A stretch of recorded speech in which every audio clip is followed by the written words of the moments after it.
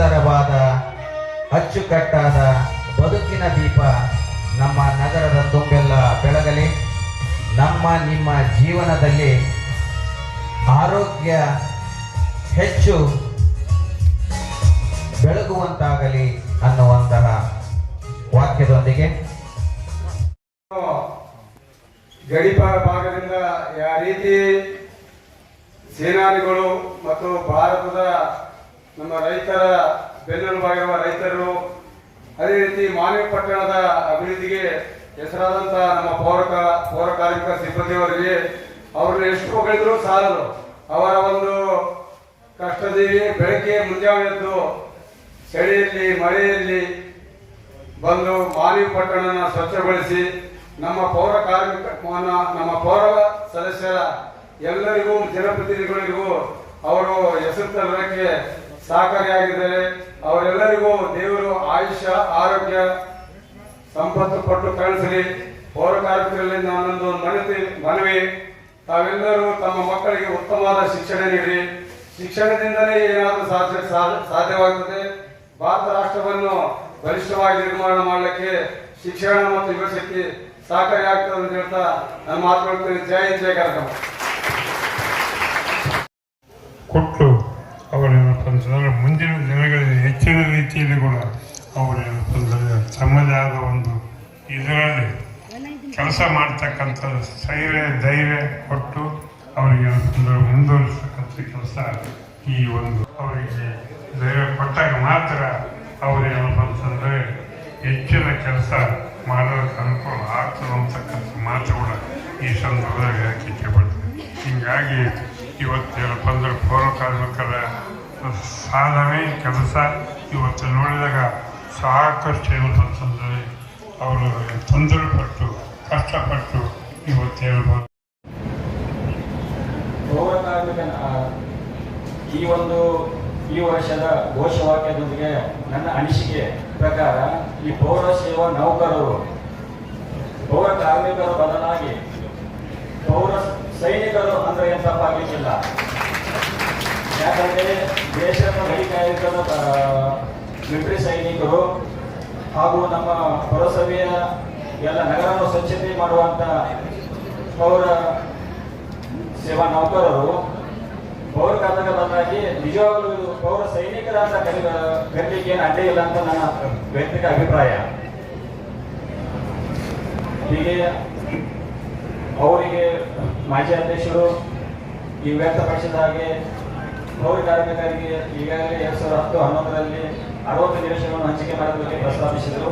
ಅದನ್ನು ನಾವು ಪರಿಶೀಲನೆ ಮಾಡಿ ಅದು ಯಾವ ಹಂತದಲ್ಲಿದೆ, ಮುಂದೆ ಏನು ಅವರ ಸೌಲಭ್ಯ ಸಿಗಬೇಕಾಗಿದೆ, ನಿವೇಶನ ಹಂಚಿಕೆ ಮಾಡಲು ನಾನು ಅದ್ರ ಬಗ್ಗೆ ಪ್ರಯತ್ನ ಮಾಡ್ತೇನೆ. ಹಾಗೂ ಈ ಪೌರ ದಿನಾಚರಣೆ ನಿಮಿತ್ತ ಎಲ್ಲ ಪೌರ ಕಾರ್ಮಿಕರಿಗೆ ಪ್ರತಿ ವರ್ಷ ಪೌರ ದಿನಾಚರಣೆ 7,000 ಪರಿಹಾರ ಧನ ಹಾಗೂ ಪ್ರತಿ ತಿಂಗಳು ಅವರಿಗೆ ಸಂಕಷ್ಟ ಬರ್ತದೆ ಅಂತ 2,000 ಪ್ರತಿ ತಿಂಗಳು ನಾವು ಅವರಿಗೆ ಸವಲತ್ತು ಕೊಡ್ತಾ ಇದ್ದೀವಿ. ಅದು ಇನ್ನು ಅವರಿಗೆ ದಿನ ಕಡೆಗೆ ಅವರು ಅಲ್ಪೋಪಹಾರ ಪೂರೈಸ್ತೀವಿ. ಹಾಗೆ ಅವರಿಗೆ ವಸ್ತ್ರಾಭರಣ, ರೇನ್ಕೋಟ್ ಆಗಲಿ, ಯಾವ ಸೇಫ್ಟಿ ಇಕ್ವಿಪ್ಮೆಂಟ್ಸ್ ಆಗಲಿ ಯಾವುದೇ ಕೊರತೆಯಲ್ಲಿ ನಾವು ಪೂರೈಕೆ ಮಾಡ್ತಾ ಇದ್ದೀವಿ. ಹಾಗೂ ಅವರಿಗೆ ಯಾವುದೇ ಕುಂದುಕೊರತೆ ಬರದ ಹಾಗೆ ನಾನು ಅವರಿಗೆ ಸ್ಪಂದಿಸ್ತೇನೆ. ಮತ್ತೊಮ್ಮೆ ಎಲ್ಲ ಪೌರ ಕಾರ್ಮಿಕರಿಗೆ ಹಬ್ಬದ ವಾತಾವರಣಕ್ಕಿಂತ ಹೆಚ್ಚಿನ ರೀತಿಯಲ್ಲಿ ಸಂತೋಷ ಇರ್ತಕ್ಕಂಥ ಒಂದು ವ್ಯಕ್ತ ಅಂತ ನಾನು ಈ ಸಂದರ್ಭದಲ್ಲಿ ಇಚ್ಛೆಪಡ್ತೀನಿ.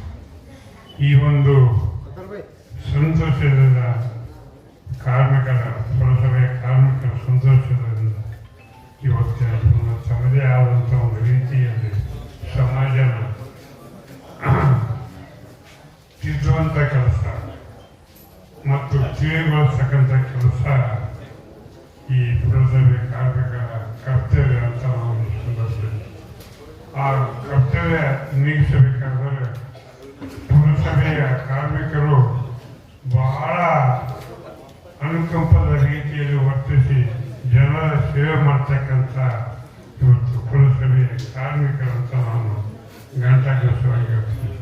ಇವತ್ತು ಇಡೀ ನಗರನೇ ಇವತ್ತೇನ ಬಂದರೆ ಪುರಸಭೆ ಕಾರ್ಮಿಕರು ಇದ್ದಾರಂತ ಇವತ್ತೇನ ಬಂದರೆ ಮಾನವಿ ಪಟ್ಟಣ ಇವತ್ತು ಸ್ವಚ್ಛತೆಯಿಂದ ಕಾಣ್ತಕ್ಕಂಥ ಇದು ನಮಗೆ ಕಾಣ್ತದಂತ ನಾವು ಈ ಸಂದರ್ಭದಲ್ಲಿ ಹೀಗಾಗಿ ಅವರ ಕರ್ತವ್ಯ ಬಹಳ ಮುಖ್ಯವಾದಂಥದ್ದು. ಪುರಸಭೆ ಕಾರ್ಮಿಕರ ಕರ್ತವ್ಯ ಬಹಳ ಮುಖ್ಯವಾದಂಥದ್ದು. ಅದ್ರ ಜೊತೆಗೆ ಅವ್ರಿಗೆ ಎಷ್ಟು ನಾವು ನಮ್ಮೆಲ್ಲರೂ ಹೇಳಿದ್ರು ಸಾಲದು ಅಂತಕ್ಕಂಥ ಮಾತು ಕೂಡ ಈ ಸಂದರ್ಭದಲ್ಲಿ. ಹಾಗಾಗಿ ಪುರಸಭೆ ಕಾರ್ಮಿಕರ ಒಂದು ಅಂಗವಾಗಿ ತಮ್ಮದೇ ಆದಂಥ ಒಂದು ರೀತಿಯಲ್ಲಿ ಆ ಒಂದು ನೆನಪಿನಗೋಸ್ಕರ ತಮ್ಮದೇ ಆದಂಥ ರೀತಿಯಲ್ಲಿ ಸ್ಪೋರ್ಟ್ಸ್ ಸಿದ್ಧಪಡಿಸಿ ಆಟ ಪಾಠಗಳ ವಿಶೇಷ ಆದಂಥವರಿಗೆ ಇವತ್ತೇನೋ ಬಂದರೆ ಬಹುಮಾನ ವಿತರಣೆ ಮಾಡತಕ್ಕಂಥ ಕಾರ್ಯಕ್ರಮ ಈ ಒಂದು ಸಂದರ್ಭದಲ್ಲಿ ಹಂಚಿಕೊಂಡು ಇವತ್ತು ಎಲ್ಲರಿಗೂ ಪ್ರಮಾಣ ಪತ್ರ ಕೊಡ್ತಕ್ಕಂಥ ಕೆಲಸ ಪೌರ ಕಾರ್ಮಿಕರು ಮಾಡಿದ್ದಾರೆ ಅಂತಕ್ಕಂಥ ಮಾತುಗಳು ಈ ಸಂದರ್ಭದಲ್ಲಿ ಇಷ್ಟಪಡ್ತಾರೆ. ಹೀಗಾಗಿ ಇಂಥ ಒಂದು ಕಾರ್ಯಕ್ರಮ ಭಾಳ ಅಚ್ಚುಕಟ್ಟಾಗಿದೆ. ಇವತ್ತು ಮಾನ್ಯ ಪುರಸಭೆಯಲ್ಲಿ ಒಳ್ಳೆಯ ರೀತಿಯಿಂದ ಒಳ್ಳೆಯ ಒಂದು ಸಂತೋಷ ಸಡಗರದಿಂದ ಈ ಕಾರ್ಯಕ್ರಮ ಇವತ್ತೇನಪ್ಪ ಅಂತಂದರೆ ಏರ್ಪಡಿಸಿ ಇವತ್ತು ಪೌರ ಕಾರ್ಮಿಕರ ಮನಸ್ಸು ಸಂತೋಷಗೊಳ್ತಕ್ಕಂಥ ಕೆಲಸ